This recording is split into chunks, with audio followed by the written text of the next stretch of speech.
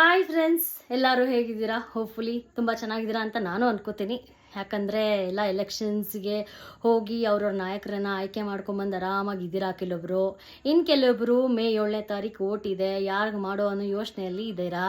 ಇನ್ನು ಕೆಲವೊಬ್ಬರು ಯಾರೋ 4-5 ಜನ ನಿಂತಿರ್ತಾರಪ್ಪ, ಓಟ್ ಹಾಕ್ಬಿಟ್ಟು ಬಂದರೆ ಆಗೋಯ್ತು ಅನ್ನೋ ಥರ ಯೋಚನೆ ಮಾಡ್ತಿರ್ತೀರಾ. ಈ ಯೋಚನೆ ಬರೋದಕ್ಕೆ ಕಾರಣ ಏನು ಅಂದರೆ, ನಮ್ಮ ಹಿಂದೆ ಆಯ್ಕೆ ಮಾಡಿರೋ ನಾಯಕರು ಅಲ್ವಾ. ಯಾರು ಬಂದರೆ ಏನು ಮಾಡ್ತಾರೆ ಅಷ್ಟೇ ಅಲ್ವಾ. ಸೊ ಅದಕ್ಕೆ ಕಾರಣ ಯಾರು? ನಾವು ಆಯ್ಕೆ ಮಾಡಿರೋ ವ್ಯಕ್ತಿ.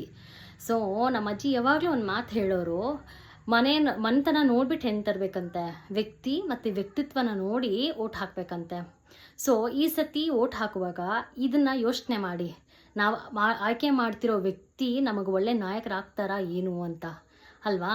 ಸೊ ಯಾವಾಗಲೂ ಒಂದೇ ಕುಟುಂಬದವ್ರನ್ನ ನಾವು ಆಯ್ಕೆ ಮಾಡಿ ಅದನ್ನೇ ನಾವು ಒಂದು ಫ್ಯಾಮಿಲಿ ಲೆಗೆಸಿನ ಕಂಟಿನ್ಯೂ ಮಾಡಿಬಿಟ್ಟು ನಾವು ಏನು ಚೇಂಜಸ್ ಆಗಿಲ್ಲ, ಒಂದೇ ಫ್ಯಾಮಿಲಿನ ನಾವು ಗೆಲ್ಲಿಸಿ ನಾವು ಚೇಂಜಸ್ ಆಗಿಲ್ಲ ಅಂತಂದರೆ ಇಟ್ಸ್ ಆಫ್ ನೋ ಯೂಸ್ ಅಲ್ವಾ.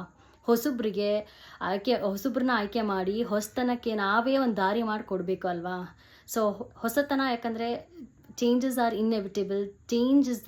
ಚೇಂಜ್ ಏನಂದರೆ ಬದಲಾವಣೆ ಜಗದ ನಿಯಮ ಅಂತ ಹೇಳ್ತಾರೆ ಅಲ್ವಾ.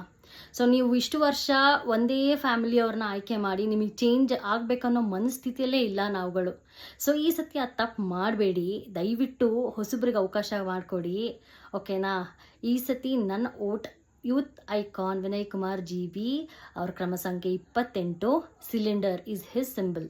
ಇವ್ರನ್ನ ನಾನು ಆಯ್ಕೆ ಮಾಡಬೇಕು ಅಂತಿದ್ದೀನಿ. ಯಾಕೆ ಅಂತ ಕೇಳಿದ್ರೆ, ಇವರು ಯೂತ್ ಐಕಾನ್ ಅಂದರೆ ಯಂಗ್ಸ್ಟರ್ಸಿಗೆ ತುಂಬ ಇನ್ಸ್ಪಿರೇಷನಲ್ ಪರ್ಸ್ನಾಲಿಟಿ ಇವರು. ಓಕೆ, ನೀವು ಅವ್ರನ್ನ ಹಿಸ್ಟ್ರಿ ತೆಗೆದು ನೋಡಿ, ಅವರೊಬ್ರು ನಿಜವಾಗ್ಲೂ ಒಳ್ಳೆ ಜನನಾಯಕ ಆಗ್ತಾರೆ.